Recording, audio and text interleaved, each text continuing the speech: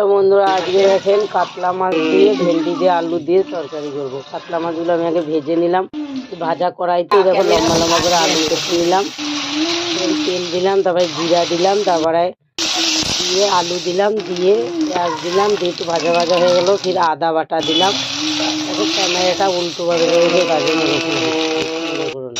তারপরে দেখো নুন দিলাম, দিয়ে হলুদ দিলাম, জিরা গুঁড়ো দিলাম, আদা বাটাও দিলাম।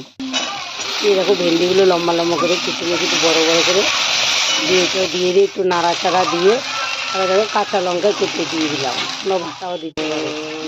নুনটা ঝালটা মতন দেবে।